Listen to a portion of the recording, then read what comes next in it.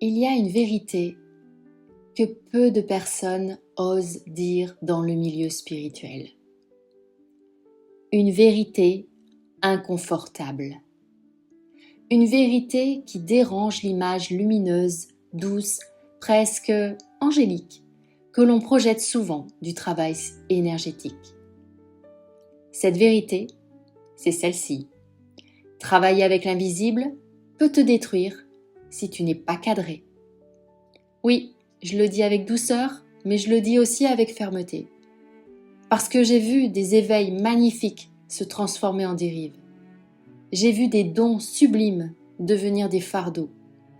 J'ai vu des femmes lumineuses perdre pied, perdre leur énergie, perdre leur ancrage et parfois même se perdre elles-mêmes. Aujourd'hui, dans Lumière Divine, je veux parler aux personnes en éveil. Je veux parler aux énergéticiens, aux médiums, aux professionnels, aux débutants, à celles et ceux qui sentent l'invisible vibrer en eux, mais qui n'ont pas encore compris que la lumière, sans structure, peut brûler.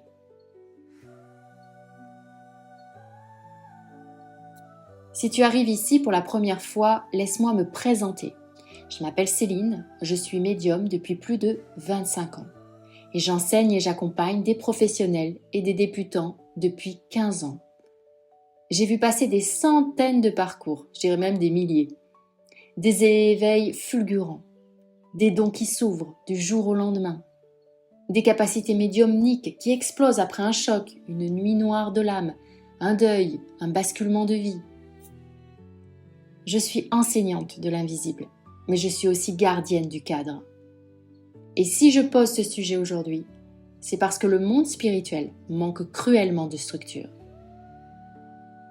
On parle d'amour, de fréquence, d'ascension, mais on ne parle pas assez de discipline énergétique, de responsabilité vibratoire, de solidité psychique.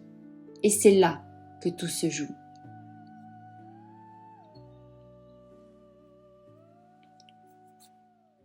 Dans les milieux spirituels, on valorise l'ouverture.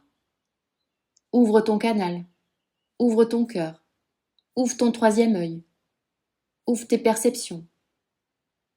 Mais personne ne t'apprend à fermer. Et c'est là que le danger commence.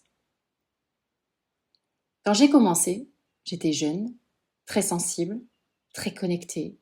Je captais tout, les émotions des autres, les présences, les mémoires des lieux, les non-dits. Je croyais que c'était une force. En réalité, c'était un gouffre sans protection. Et je me souviens d'une période précise, je recevais énormément, je faisais des lectures, des soins, des accompagnements, et je ne savais pas me couper. Résultat, insomnie, fatigue chronique, saute d'humeur, perte d'ancrage, et surtout, une sensation de ne plus être entièrement dans mon corps. Ce n'était pas mystique et ce n'était pas l'ascension, c'était un manque de cadre. Et j'ai compris une chose essentielle. Un médium, un praticien dans l'énergétique, une personne qui s'éveille dans la spiritualité et les énergies, qui est non cadrée, c'est comme un système nerveux à ciel ouvert. Voilà pourquoi notamment, je ne sais pas si tu l'as vu, mais je propose un atelier qui s'appelle Entrer dans la lumière, qui est un atelier d'initiation au passage d'âme. Dans cet atelier de 3 heures en ligne, on voit justement toute la structure, toute la protection que l'on a besoin pour faire ces passages d'âme, parce que c'est extrêmement important. Donc cet atelier se déroulera le samedi 25 avril 2026, donc si tu es intéressé, n'hésite pas, je t'ai mis le lien dans le descriptif. Alors l'invisible n'est pas gentil par nature. Ça, c'est un point fondamental à comprendre. L'invisible, il n'est ni bon ni mauvais. Il est vaste. Il est multidimensionnel. il est complexe. Et quand tu ouvres ton champ sans structure, eh bien, qu'est-ce qui se passe? Eh bien, tu captes. Tu captes des charges émotionnelles qui ne t'appartiennent pas. Tu absorbes les projections des autres. Tu te laisses influencer par des plans que tu ne comprends pas. Et tu prends pour des messages divins ce qui est parfois simplement ton inconscient amplifié. Et je vais être claire, beaucoup de personnes en éveil confondent hypersensibilité non régulée et don spirituel maîtrisé. Et ce n'est pas la même chose. L'un est une ouverture brute, l'autre est une compétence intégrée. Il faut savoir que le risque psychique est réel. Et là, je vais aborder un point sensible. Parce que je parle à des adultes responsables. Donc, lorsque tu travailles avec l'invisible sans ancrage, tu peux développer des états dissociatifs.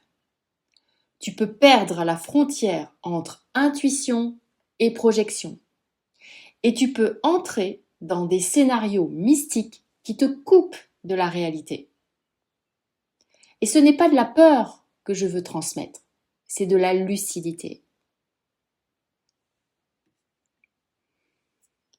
J'ai accompagné des femmes qui entendaient des messages en permanence, mais qui ne savaient plus distinguer leur mental d'une guidance. J'ai vu des thérapeutes énergétiques se vider au point de tomber malades. J'ai vu des médiums perdre leur stabilité financière parce qu'elles refusaient toute structure trop terrestre. La spiritualité sans incarnation est une fuite. Je répète, la spiritualité sans incarnation est une fuite. La vraie maîtrise inclut le concret.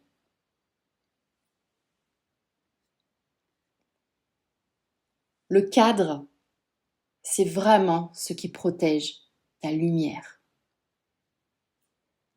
Alors qu'est-ce que j'appelle le cadre? Avoir un cadre. Un cadre, ce n'est pas quelque chose qui t'enferme. C'est quelque chose qui te contient. Et la contenance, eh bien, permet la puissance. Le cadre, il inclut un ancrage quotidien réel. Pas seulement visualiser des racines, mais prendre soin de ton corps, dormir, manger correctement, bouger, avoir une vraie vie sociale stable. Ça inclut aussi des horaires énergétiques clairs. Tu n'es pas un canal 24 heures sur 24. Tu décides quand tu ouvres, tu décides quand tu fermes. Troisième chose, cela inclut une hygiène énergétique structurée. Nettoyage, fermeture des champs, protection consciente. Alors pas par peur, mais par professionnalisme. C'est là toute la différence. Le cadre inclut aussi un travail psychologique en parallèle. Il faut que ton ombre personnelle soit explorée. Sinon, elle se déguise en message spirituel. Donc il faut travailler sur ces parts d'ombre. C'est extrêmement important pour ta stabilité. Et pour finir, le cadre inclut une supervision ou un mentorat. Oui, même après 25 ans d'expérience, je continue à me faire superviser. Parce que l'ego spirituel est le piège le plus subtil.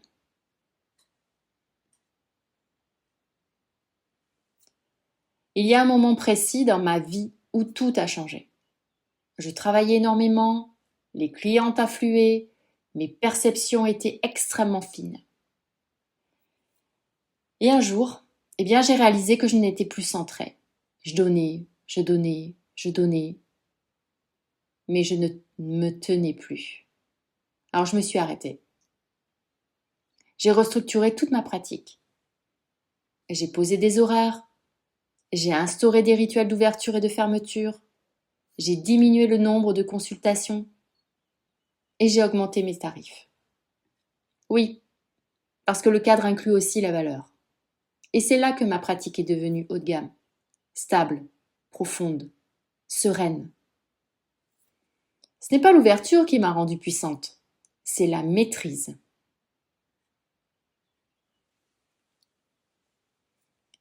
Si tu es énergéticien, énergéticienne ou médium professionnel, écoute bien ceci. Ton don ne suffit pas. Ce qui fait de toi un praticien ou une praticienne premium, c'est ta stabilité émotionnelle, ta clarté mentale, ta capacité à contenir l'autre sans te laisser envahir et ta posture.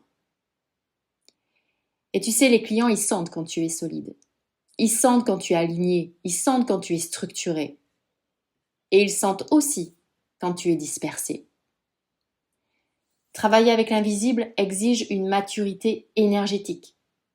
Sinon, tu finis épuisé ou dépendante de tes propres perceptions.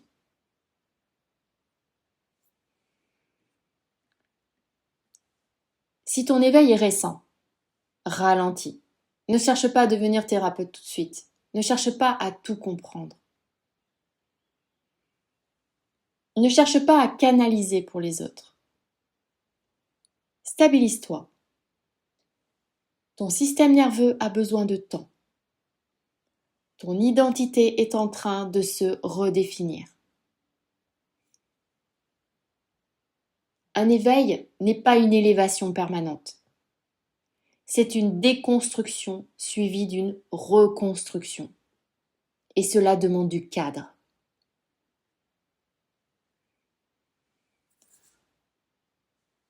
Je te parle après 25 ans de terrain. Pas avec des citations Instagram, pas avec des théories séduisantes, avec de l'expérience vécue, des erreurs, des apprentissages, des remises en question. Et je peux te dire qu'il y en a eu des remises en question. J'en ai fait un paquet. Si je suis encore stable, alignée, ancrée aujourd'hui, c'est parce que j'ai choisi la structure. Et j'accompagne depuis 15 ans des professionnels à faire la même chose. Mon rôle n'est pas d'amplifier ton ouverture. Mon rôle est de sécuriser ta puissance.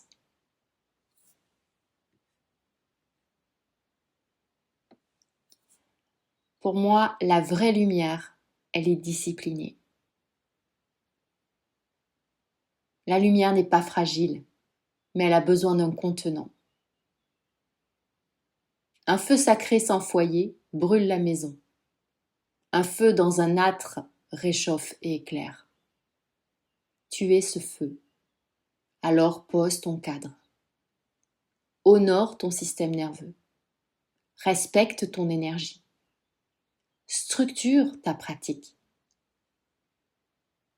Parce que travailler avec l'invisible est un art. Et comme tout art puissant, il exige maîtrise, conscience et responsabilité.